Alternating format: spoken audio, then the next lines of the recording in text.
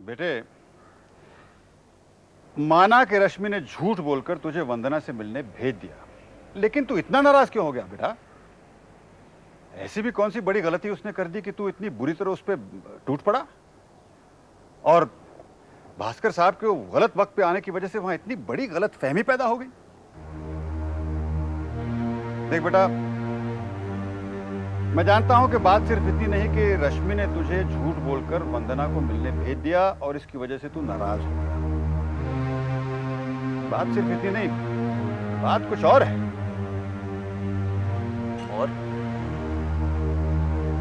और क्या बात हो सकती है? तुझे वंदना से मिलना जुलना पसंद नहीं।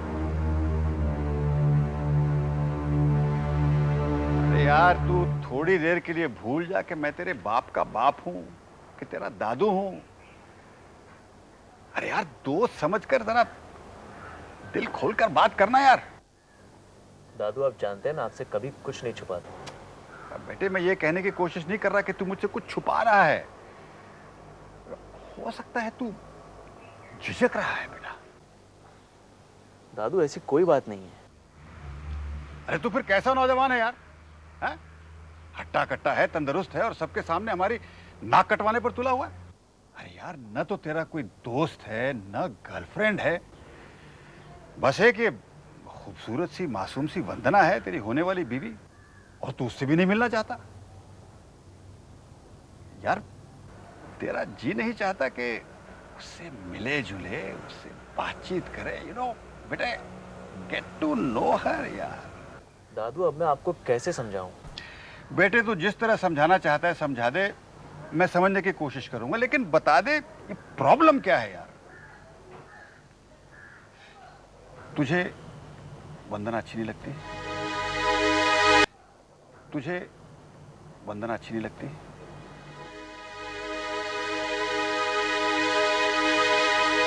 देख पिंकू, जब तक तू खुलकर अपने दिल की बात नहीं कहेगा, हमें कैसे पता चलेगा तू चाहता क्या है? और फिर इसी तरह परेशानियां और गलतफहमियां पैदा हो जाएंगी। और देख बेटा, हम अपना फैसला तुझ पर नहीं थोपना चाहते। दादू, सवाल किसी फैसले का नहीं है, और ना ही ये इतनी बड़ी बात।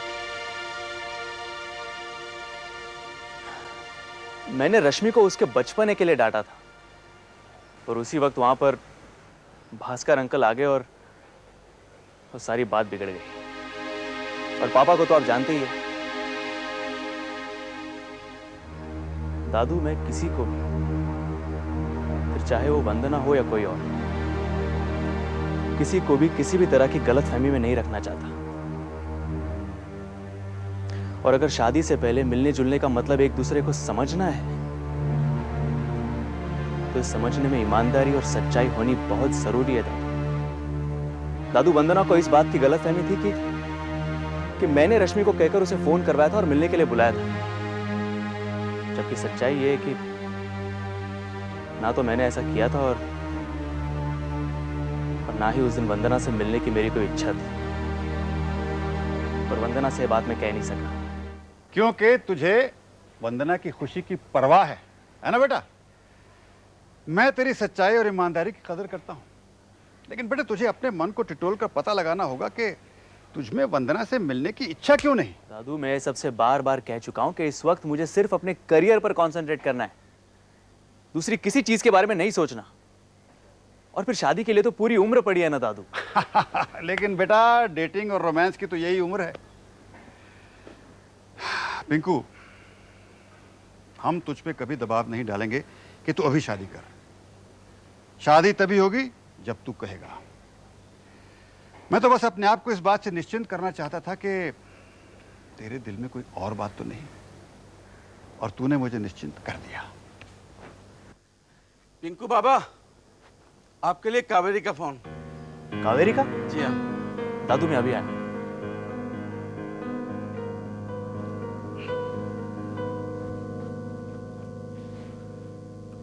हेलो कावेरी। पंकज, कहीं मैंने तुम्हें डिस्टर्ब तो नहीं किया?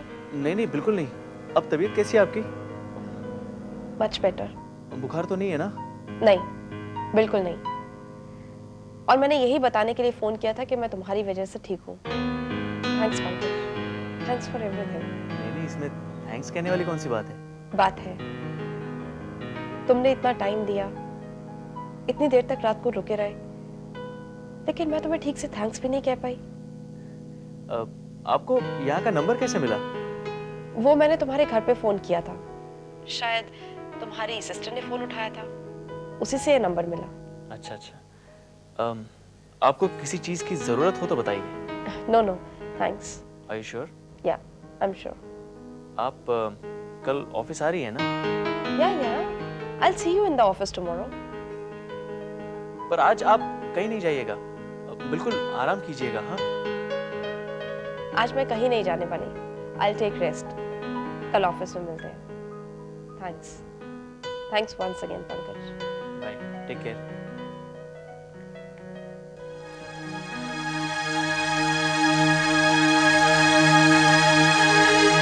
यहाँ किससे मिलने आए हो? आपको तो बहुत ज्यादा खांसी हो रही है, मैं आपके लिए पानी ले आता हूँ। ये लीजिए। आप पानी बॉईल करके तो पीती है ना? नहीं, बोल तो नहीं किया। नहीं, ऐसी हालत में तो बिना बॉईल के पानी पीना चाहिए। मैं कर लूंगी। नहीं, आप लाइए, मैं खुद कर लूँगा। हेलो, क्या मैं डॉक्टर सोलंकी से बात कर सकता हूँ प्लीज? मैंने अभी उनका फीवर चेक किया तो 104 था।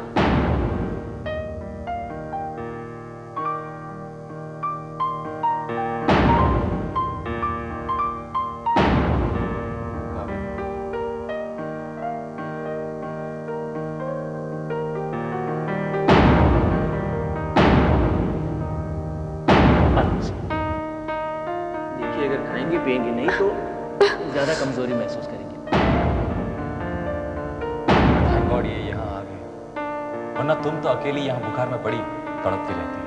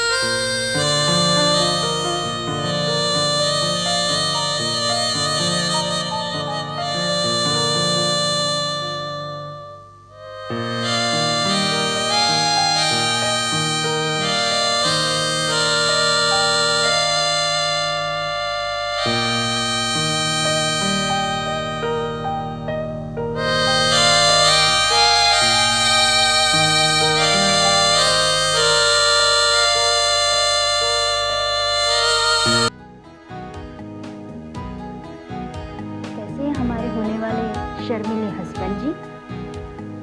हमारी याद आती भी है या नहीं? Stupid.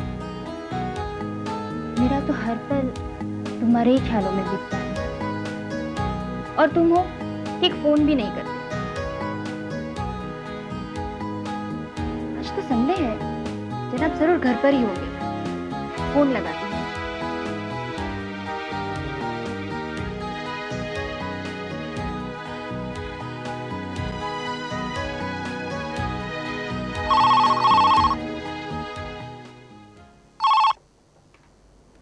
हेलो।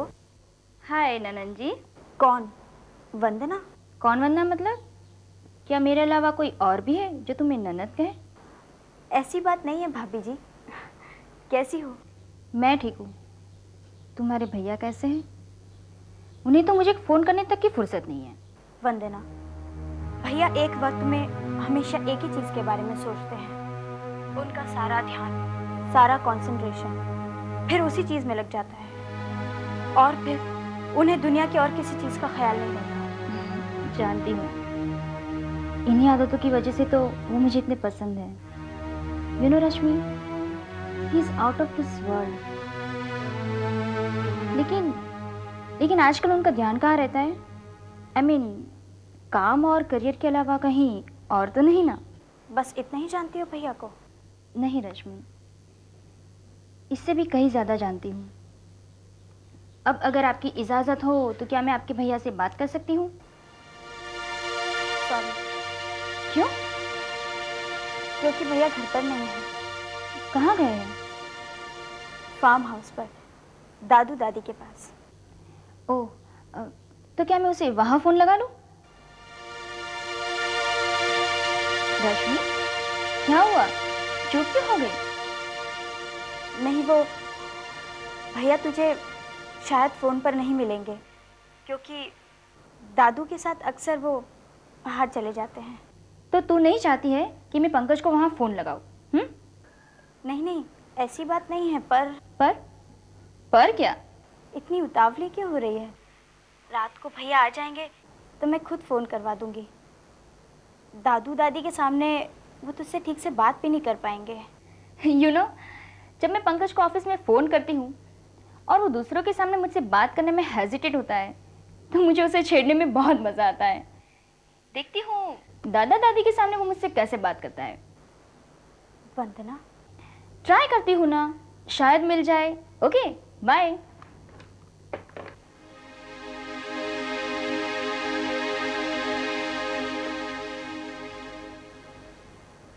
हे भगवान, लगता है वंदना को कुछ भी नहीं पता।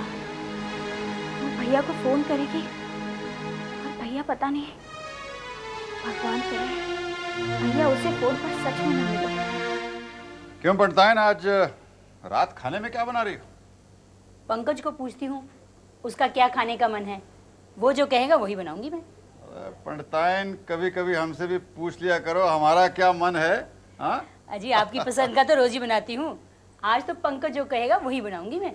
हाँ भाई, तुम्हारे पोते के सामने हमारी क्या पूछ होगी। ये लो, आ गया तुम्हारा लाडला। क्या बात है दादू? बेटा, मैं रात में खाने के लिए क्या बनाऊं? अरे बेटे, को अच्छी सी चीज ऑर्डर कर दे, इसी बहाने हमको भी बढ़िया खाना मिल जाएगा। नहीं दादू, मैं सोच रहा था कि डिनर से पहले ही निकल जाऊं। डिनर मैं घर पर ही कर लूंगा। बेटे, तू रात को यहाँ डिनर पे नहीं रहेगा? कहाँ जा रहा है बेटे? जल्दी क्या है? नहीं दादू, वो मैंने सोचा था कि तू रात को यहीं रुकेगा और कल सुबह सीधा यहाँ से ऑफिस चला जाएगा। नहीं दादू, मुझे जरा देखो, तुम कल रात को भी इतनी देर से आए हो और अभी भी इतनी जल्दी जाने की बात कर रहे हो। दादी, अगर आप कहे तो मैं अगले फ्राइडे से ऑफिस से छुट्टी लेकर एक लंबे वीकेंड पर आ जाऊं, पर आज मुझे जल्दी है।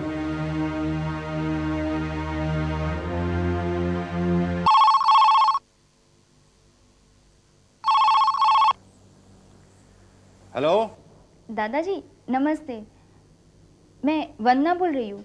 अरे वंदना बेटी, जीती रहो जीती रहो। कैसे हैं आप? बस बिल्कुल ठीक हो बेटा। और दादी जी कैसी है? वो भी बिल्कुल ठीक है। और बेटी, तुमने बहुत दिनों के बाद फोन किया, अच्छा लग रहा है। बेटी, फोन करती रहा करो। जी दादाजी। दादाजी, पंकज है वहाँ पर? पंकज बेटी, वो तो चला गया, दरअसल अभी भी गया है। अरे हाँ, तो तुमने पंकज से बात करने के लिए फोन किया? हाँ, हमारे साथ नहीं। नहीं दादाजी, ऐसी कोई बात नहीं है। तो बेटी, तुम्हारे मम्मी पापा कैसे हैं? हैं, ठीक है ना? उनसे कहना मैंने उन्हें याद किया। जी जरूर। बाय बेटा। वंदना का फोन था? हाँ, तुम्हें नमस्ते कहा है। बड़ी नेक और सुशील लड़की है। मैं तो पंकज के लिए इसके अलावा किसी दूसरी बहू की कल्पना भी नहीं कर सकता। लेकिन मैं देख रहा हूं कि तुम्हारे पोते में कुछ बदलाव सा आ रहा है। आज से पहले उसे यहां से धक्के मारकर जबरदस्ती घर भेजना पड़ता था, और आज वो यहां से जाने की जल्दी में था। हमारे रोकने पर भी वो नहीं रुका। देखो, ये कोई मामूली बात नहीं, क्योंकि मैं जानता हूं कि वो अपने बाप के घर जाने के लिए जल्दी में नहीं था।